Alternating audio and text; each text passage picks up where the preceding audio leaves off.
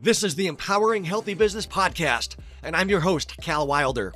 Each episode, we'll dive into topics important to folks who want to run businesses that are both nicely profitable, sustainable, and scalable, and who want to achieve balance in their lives and realize their potential inside and outside of work. This show is sponsored by Smartbooks, provider of bookkeeping and accounting for businesses. Let's get started. Welcome. In this podcast, we're going to be discussing a specific type of fraud. Unfortunately, as business owners and owners of assets in general, we've got to be protecting and be aware of different kinds of fraud and options for what we can do to protect against that. So we're all aware of credit card fraud. It's been around for decades, and how you can put a hold on your credit account so people can't open cards in your name without some independent verification. But that's kind of old news for a lot of it. The last year or two, I've started to see more headlines around title fraud as it relates to real estate assets. And I was kind of always curious, what did that mean and how did it work? And should I really have to worry about it or not? And so when I got connected to today's guest, I'm like, oh, I got to have him on to explain this whole fraud situation and options that you could use to protect yourself against it. So I want to welcome Kurt Moore of Moat Title Security to the show. Welcome, Kurt. Hi. Thank you for having me on. I appreciate the opportunity. Before we dig into all the details, could you just kind of give a brief summary of what is title fraud? Sure. Like, what is it? So maybe start with what is a title and then what is title fraud? Okay, fair enough. So when you purchase property, you're going to get a deed to the property, and that's going to be recorded in the public records where the property is located, and that's generally considered the title to the property, your deed, and any encumbrances or liens or things that are tied to that deed. That's the title or the title chain of your property. So title fraud is something that I've actually had direct experience with. It tried to happen to my elderly mother all the way back in 2014. Title fraud is when a fraudulent party will research the owner of a parcel of land, property, could be raw land, could be a house, could be a commercial property, and they will record a fraudulent deed from the legitimate owner's name into a fraudulent owner's name. And for the purpose of trying to catalyze that recording through either putting mortgages on that Hold on, Kurt. property. You were frozen there for a second. Maybe the recording was fine on your end, but if you could just go back to the beginning of that last sentence or two. Okay, sure. So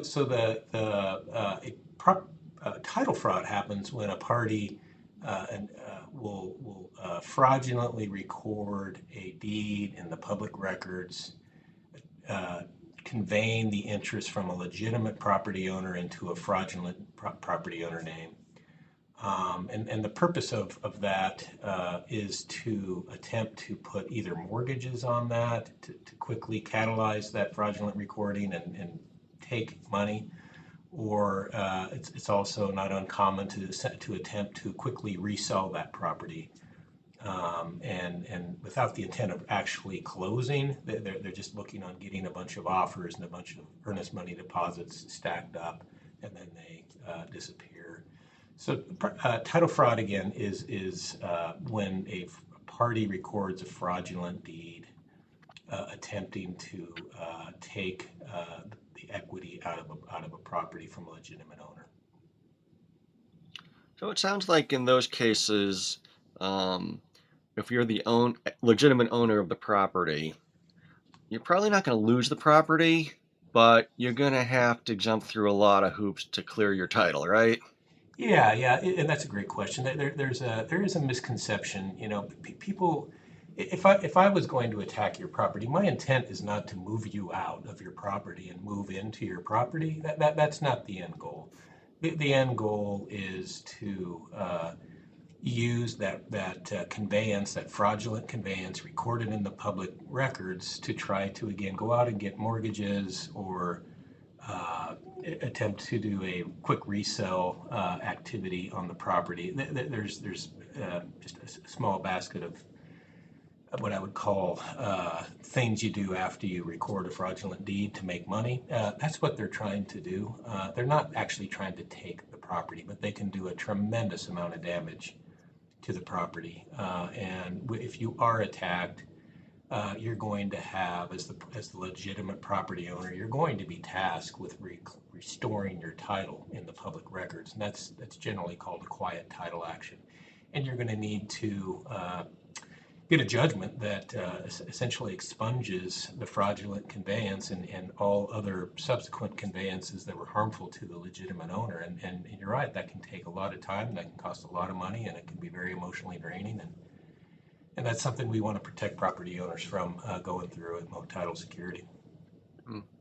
And if you're older, you may not really, it may be really hard to navigate this if you're an elderly person that this happens to, right? And that's right, and that's another great point. If I'm in the business of doing this, I'm going to generally be looking for elderly property owners, generally with high value homes and little or no mortgages on them. That is what is the low hanging fruit. And oftentimes, in the circumstances of my mother, she was elderly. She had a string of unfortunate medical problems that kept her in the hospital and rehab for quite a while, out of her home. So very at risk of someone snooping in the title, taking action, trying to record things. She's not there. She's not keeping an eye on it. Even if she was, she may not have understood what was going on. And again, that just exposes more risk for what can happen for this type of fraud. So before we get into the solutions that you've developed, could you give us a little background? You've had an interesting career that I think gave you a lot of exposure to these kinds of issues, but in another industry that was specific, right? Sure, sure. Prior to kicking off this moat title security adventure, I had spent a 30-year career in the oil and gas industry in the land discipline, so land management, petroleum land management, which is heavily leaned into negotiating fairly complex contracts, and a lot of that is recorded in the public records. There's a lot of public record research associated with that career, so I spent a tremendous amount of time in various county offices in the western United States researching title and building an understanding of how that all works. And again, remarkably, I had an experience towards the tail end of my career where property title fraud actually tried to happen to a loved one. So that gave me, I believe that gave me a good foundation to come up with a solution with my background with complicated legal contracts, public recording, and again, my personal experience of what can happen when that goes wrong. That led me to come up with the idea of Mo. Okay. And so tell us more about moat. Sure. So the idea of Moat is to record what we have titled and copyrighted as a notice of title freeze. And that document is simple but powerful in that it just makes a statement to the public records and the public as a whole that says, hey, look, I own this property. I'm worried about title fraud for myself and my property. I have no intent of conveying an interest in this property or selling this property. So I'm just going to freeze it. I'm going to record this notice of title freeze in the public records that says, hey, look, there should be no more voluntary recordings against the title to my property without my express recorded consent, which is described in the notice of title freeze as a release of title freeze. So we built that to work as similar as we can or could with what a credit freeze does. If you're familiar with a credit freeze, it's like, hey, look, I'm worried about my personal credit information. I think we've all had a fair amount of bad days with that. Most everyone's personal information has been lost, but probably multiple times. So by freezing your credit, you're not allowing a credit application or a loan application to go into the credit bureaus to do a search to determine credit risk, and it just essentially stops someone from opening a new credit file, either a credit card or a loan, including the legitimate party. I've got my credit froze. So if I decided I wanted to take out a loan, I'm going to have to unfreeze my credit to take out new credit. So we built our notice of title freeze to work as much as possible like that. Hmm. And so, does somebody literally like what justification would a fraudster use to file their, ownership of your title? Like, how would they claim to have come to possess title to your property? It's a great question. And what they're going to do is they're going to go into the public records and look for targets. And they'll be familiar with neighborhoods. There's any number of real estate centric platforms you can use to consider homes in various geographic areas. But at the end of the day, if I need to know who owns 123 Smith Street in Anytown, USA, I'm going to have to go to the public records and research that. And I'm going to find the property owner of that address in the public records, and I'm going to see the deed that put them in possession of that, and then I'm going to quickly be able to make my own deed mirrored off of that information to take to convey to build and convey a fraudulent deed from the legitimate owner into another entity. So they And forged the signature of the legitimate owner on that? Okay. Like you're that's selling your house. A lot of us have sold houses. Yeah, you reassign the deed or whatever. Yeah, I mean, and it's generally in the form, not always, but it's generally in the form of a quick claim deed. It's a very simple one-page deed describing a grantor and a grantee. And you're right, they forge the legitimate owner's name, and they get a shady notary to notarize it, and they present it to the clerk and recorder, and they generally record it. It's important to note that if you're working at a county office, and you're getting literally thousands of documents pressed to you daily to record, they don't have the expertise or the time to legitimize whether this is a clean document or if it's a fraudulent document. They're generally looking, what is the document? Do we record those kind of documents? Is it correctly signed, executed, and is it notarized? And if it checks the boxes that are created at that clerk and county office, they're going to record it. Hmm. So you've developed this. It sounds like you trademarked it, right? Or patented or Yeah, the documents, we've got two documents. One, the notice of title freeze, and we have another document that's been built to protect property owners from squatters. But both of those have been copyrighted at the United States Copyright Office. okay. And have you had any state registries of deeds reject those filings, or are they generally accepted? No, we have not.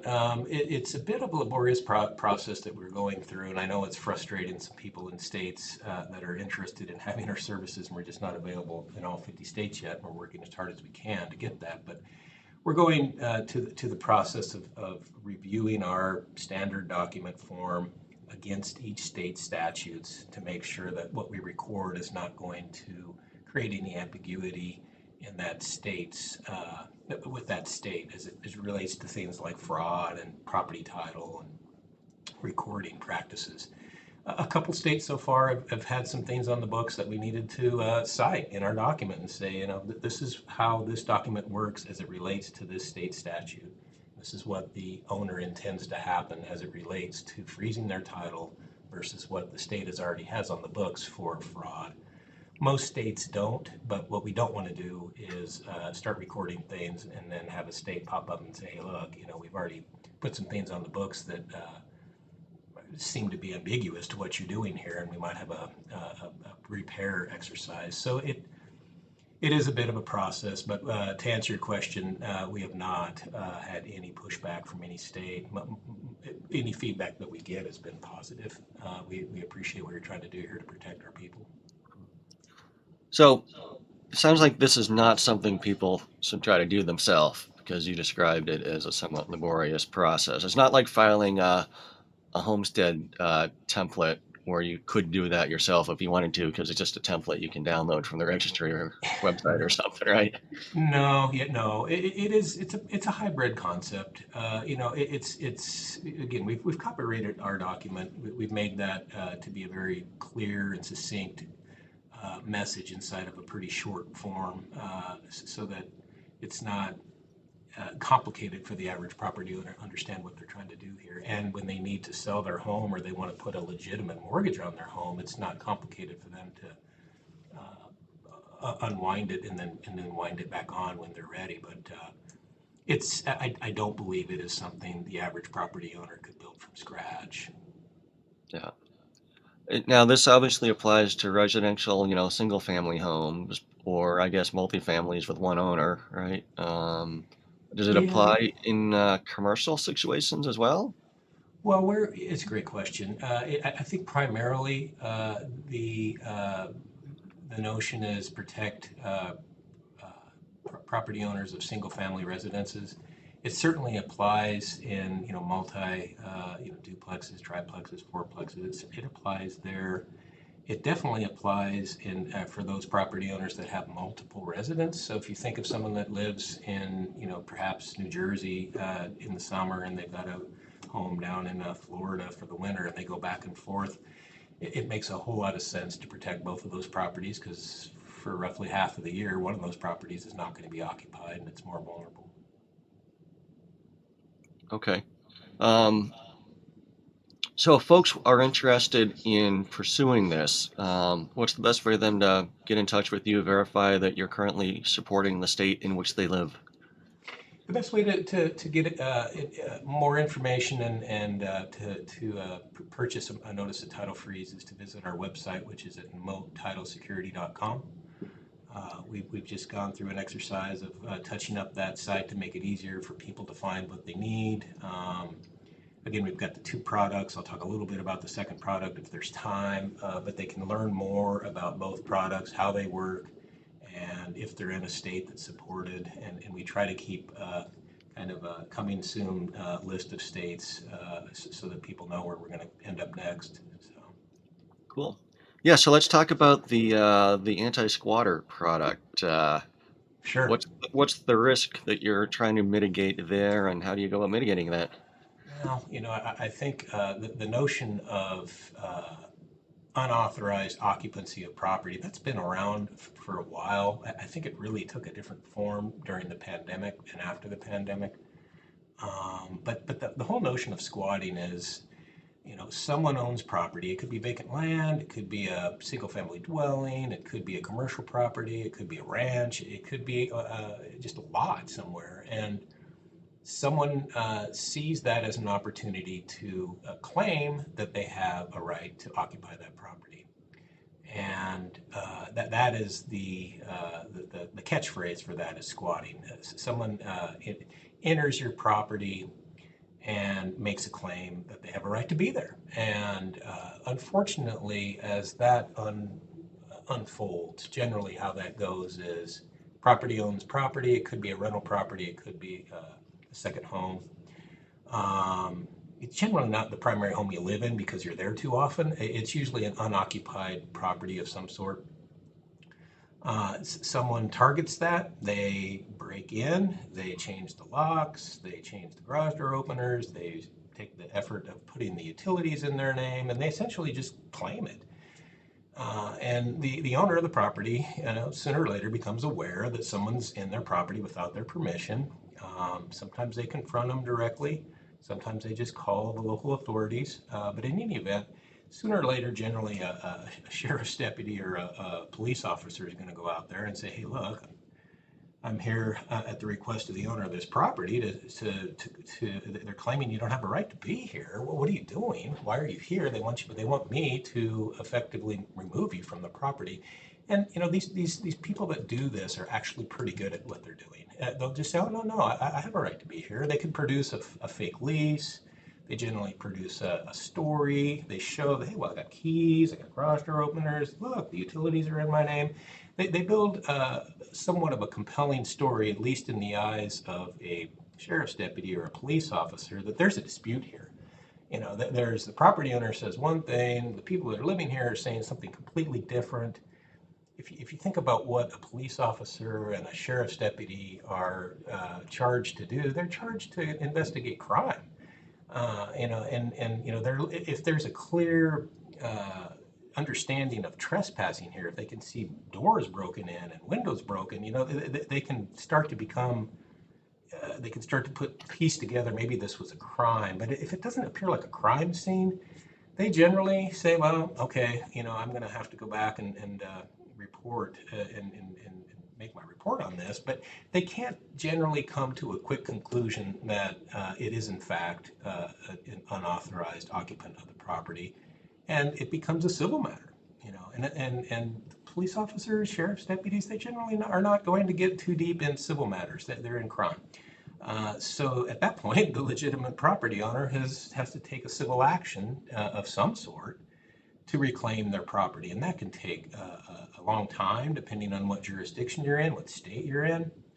It can take a lot of money. It's a lot of legal costs. You're going to have to get on a docket. You're going to have to get in front of a judge. You're going to have to make your case. They may or may not show up. They may or may not have a counter case.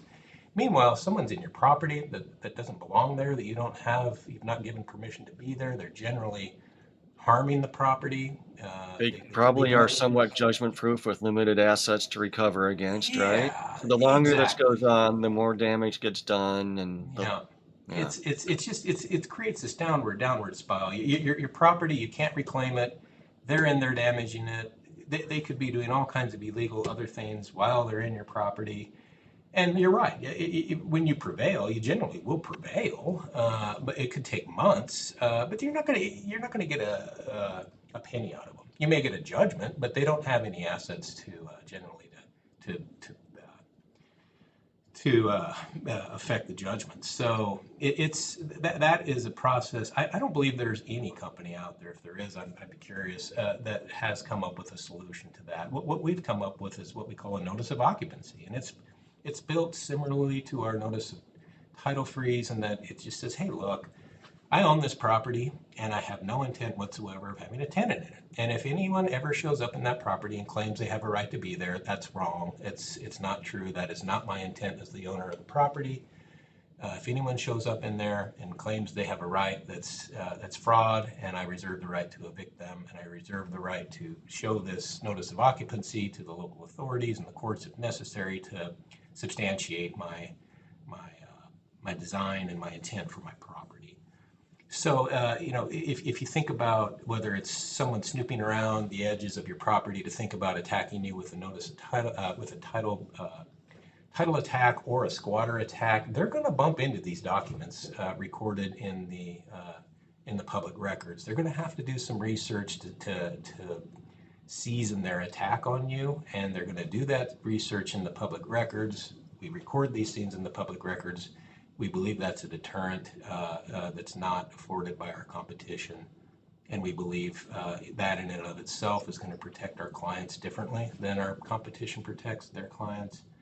And again, if you are attacked, you've got evidence to take to the courts and say, hey, look, here's what I really intended to have happen for my property. I really intended for nobody to record anything except me if I first, and only if I release my title freeze first. Yeah. Or if I did decide to have a tenant, I would record a notice of property lease and identify the one party on the whole face of the earth that would be a legitimate tenant in my property, and everyone else is still not a legitimate tenant in my property. So it's just setting a good boundary and a wall around your property, a moat, if you will, to protect yourself from fraud. What are your thoughts on the need to periodically refile these or file a confirmation or something? Because somebody could argue, well, you filed that thing 5 years ago and then you changed your mind and you did a deal with me and you just forgot to update that filing. These are purposefully meant to not time out. It's a great question because we have had people freeze their title and then they'll call in somewhat of a panic saying, oh my gosh, well, I forgot I froze my title. And, I've gotten 90% down the road to doing a refi and they bumped into it, they being the title company that's doing the closing, and they just pulled the plug and they said, until you record or release a title freeze, we can't close on your property. So we generally hustle and get notice of title freeze prepared and off to their title company so they don't get tripped up. But it doesn't time out. It's not going to be something that, after 5 years, if I forget about it, I can just go wander off and do business. It lives in the title until you either sell the property or release it. And even to sell the property, you're going to need to release the freeze to get the closing done. Okay, cool. Is there anything else you want to share about these two products? I think the only thing I would share is our view is to be more proactive. Our competition is anchored in the world of monitoring. I was probably one of the early entry monitors in property title fraud, as I was monitoring my mother's title the years after I saw someone try to take advantage of her. I think my message to property owners, if you're concerned about this at all, there's really three things you can do. Nothing, which is probably the vast majority of property owners. You can have your title monitored. A lot of counties across the United States, for example, every county in Florida now will monitor your title for free and give you notice if something's been recorded. I think that's a pretty good and very cost-effective way to prevent or to protect yourself from this risk. It doesn't do anything for squatters, but for title fraud, it sure does. There's any number of companies in the market that you can pay a subscription to have your title monitored, and they will give you notice that something's been recorded. And then we just tried to set ourselves off on a different place to be more proactive and record, again, this notice of title freeze in the records, just to deter and we believe protect at a greater level than monitoring. Great. So I got to go back to your prior job and ask you a question there. You're doing a lot Sure. of land work and registrations in the oil and gas industry. You kind of How froze up on me realistic there. is that? Would you technically call the Landman? Oh, yeah, I'm sorry, you froze up right after you said I've got a question for you. Can you repeat that? Um, in your previous career, were you technically called the Landman? I was. My career was about half in the field and half in the corporate offices. And when I was in the field, I was definitely titled a landman for sure. How realistic is that show with Billy Bob Thornton? I'm assuming not Yeah, very. yeah. To be honest with you, I haven't watched many of those. I watched that early on, and I used to get texts and calls. I'm like, wow, we had no idea you had such a exciting career. And I'm like, well, I don't recall really any of those things happening in my career. I was neck deep in old books in crusty old dusty county offices researching title chains or I was negotiating with surface owners for surface use agreements or right-of-ways or maybe negotiating an oil and gas lease. I was not at the right at the point of well operations. That's generally, in my opinion, that's generally not what land people do. Yeah, cool. It's pretty glamorous, though. I will give you that, and they make that out to be quite the exciting job. I just think it's a little bit over promoted. Yeah, yeah, it's very entertaining, but probably unrealistic. Yep. Um, all right, so I really appreciate you spending the time with us, Kurt, to help Sure. explain the risks around title fraud and squatting. Okay. And I'm excited that you've developed these two products that take whatever previous solutions there were to the next level with what Moat Title Security can provide. So, again, if folks want to reach you, what's the best way for them to do that? Again, thank you for having me on the podcast. I really enjoyed the exchange and the opportunity to just talk a little bit about Moat. But if parties are interested in learning more about a notice of title freeze or a notice of occupancy or generally what Moat does and stands for, they can investigate us at moattitlesecurity.com. There's email opportunities for email questions there, phone number, multiple ways to get a hold of us if you have questions. But there's a lot of information on that site, so I'd encourage parties that are curious to visit that site and learn more. Awesome. Thank you, Kurt. This has been another exciting episode of Empowering Healthy Business. We'll see you all next time. Thanks again. Another episode in the books. Thank you so much for tuning in. For show notes and more, visit empoweringhealthybusiness.com. If you would like to have a one-on-one discussion with me or possibly engage smartbooks to help with your business, you can reach me at C-A-L, at empoweringhealthybusiness.com or message me on LinkedIn where I am easy to find. Until next time, this is Empowering Healthy Business, the podcast for business owners, signing off.